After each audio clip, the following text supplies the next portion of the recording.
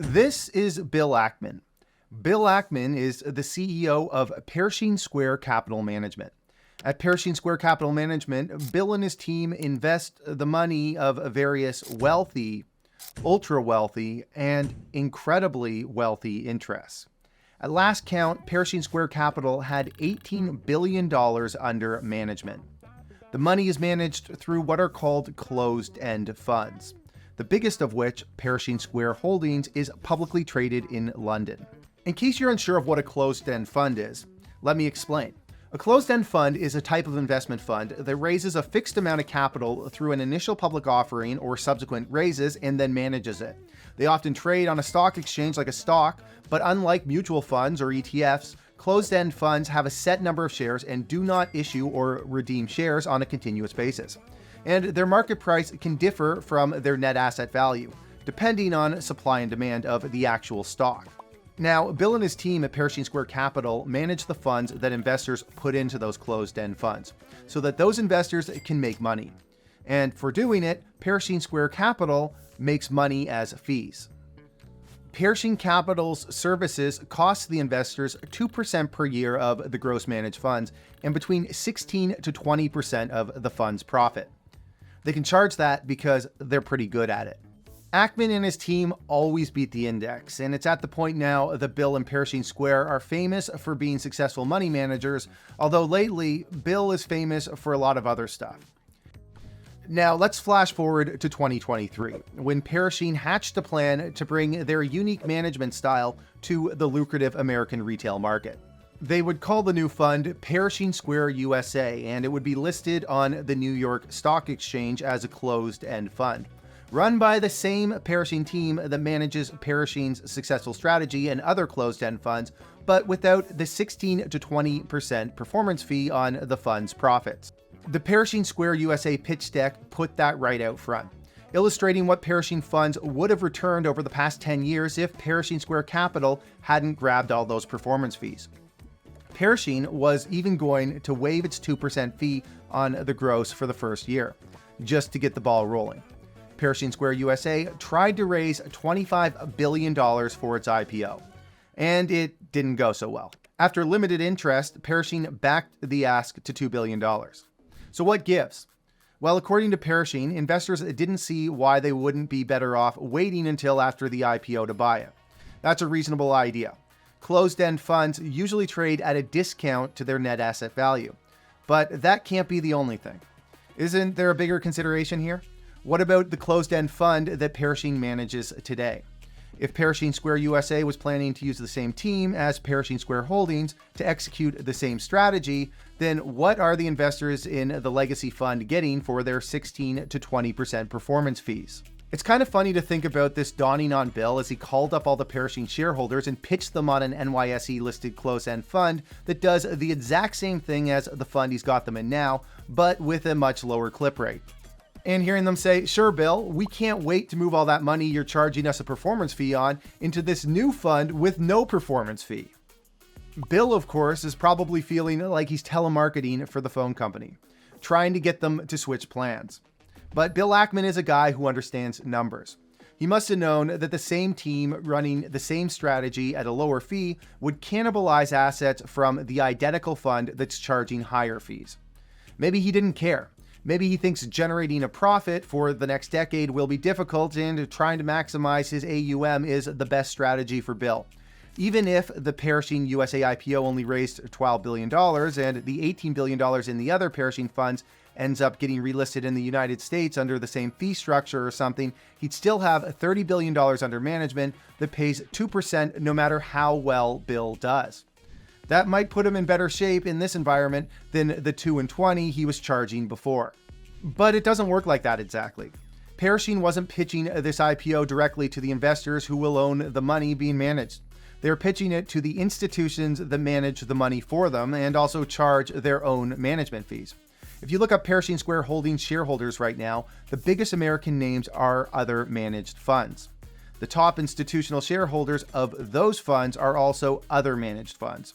Some of these funds own nothing but other funds, and that's to be expected because the securities market has been securitized.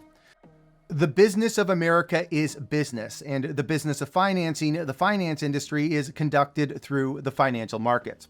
All of these portfolios are designed to create a certain balance of growth and income, and it's natural that they use all proportions of each other to try and deliver what they're supposed to. And none of them do it for free. The largest publicly declared shareholders of Pershing Square Holdings is River North Opportunities Fund. Pershing's fees and the fees of the other fund components of the component funds are backed into the investment products they list. The 1% to 1.3% that Seva and River North charge have to stay low because if they were any higher, today's investors might not buy them. Investors are very cost conscious. Do you have any tips for new investors? They say the eighth wonder of the world is compound interest, aka compound returns, which makes your greatest enemy high fees. If you'd invested $100K for the last 30 years and earned 8%, you'd have over $1 million. But pay a 2% fee every year, like many mutual funds, and you'd only end up with this, $400,000 less. If you understand it, you'll earn it. But if you don't, You'll pay for it. exactly. Keeping fees down to keep the take high might be the oldest money management principle there is. And companies are never going to stop using it as a pitch because it works. That Questrade commercial is from this year. The investment product landscape changed drastically in the 2000s with the introduction of the exchange-traded fund. ETFs are open-ended funds. When an investor buys shares of an ETF, the cash is invested in whatever mix of securities the fund is set to be exposed to. When the investor sells the shares of the ETF sells some of its portfolio to generate cash to pay the investor.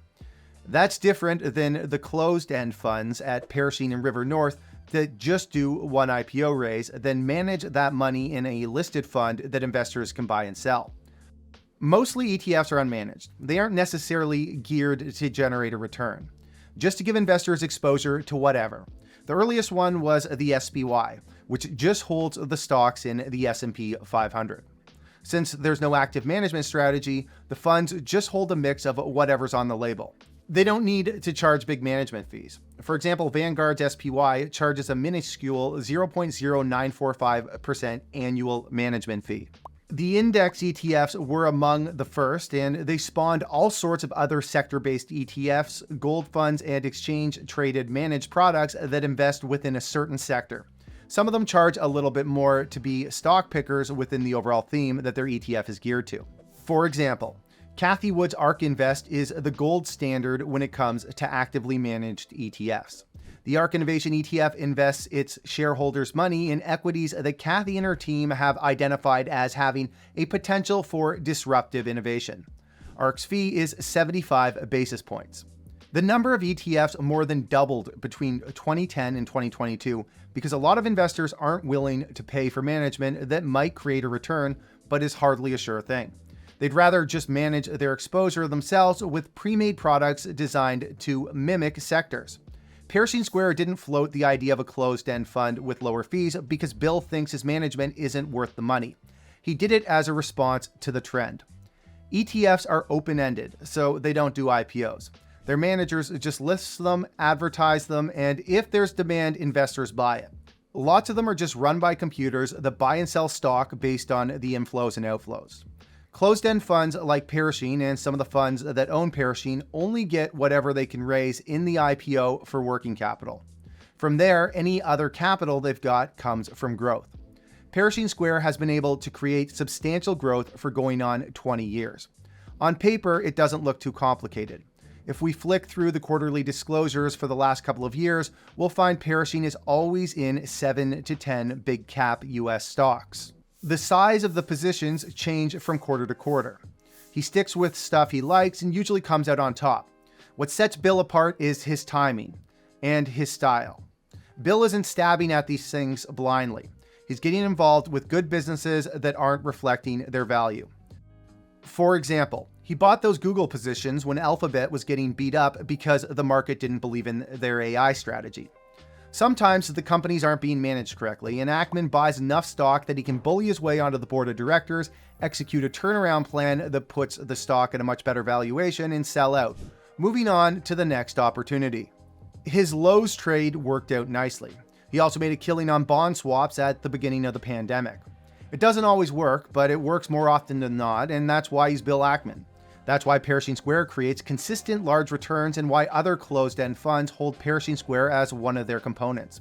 When it comes to closed-end funds listed in the US, the biggest ones are income funds that deal with mostly in bonds and other kinds of fixed income securities. The biggest ones are worth between $4 and $6 billion in size. By the time you get down to the ones that mostly own other funds like SEBA and Rivers North, we're under $500 million. Pershing Square Holdings is bigger than all of them, and Pershing Square USA would have been twice as big, cost less, and likely performed a whole lot better than most of the equity funds that it's comparable to. Of course, nobody wanted to buy it. The retail crowd would probably be interested once it got listed, but Pershing can't do an IPO through Robinhood. It needs the distribution from the institutions. Remember that whole universe of closed-end managed products that are all components of each other? There are also open-ended ETF products that have the closed-end products as components. And each of those funds charge a management fee on top of the management funds that the funds they own charge them. It might be that the money managers felt like if this lower fee idea caught on at the top with managers that are actually good enough to charge high fees, it wouldn't be long before it made its way down to their level. Investors might start asking, if Bill Ackman is charging 2% of the gross, how come I'm paying you another 1% to jam him together with a bunch of other funds charging 1%? Ackman and Pershing Square Capital say they're going to try again with another IPO product once they've reassessed the market and put together one that has a better chance of selling. But if we've learned anything here and they want those other institutions in, maybe they should try to double the fees.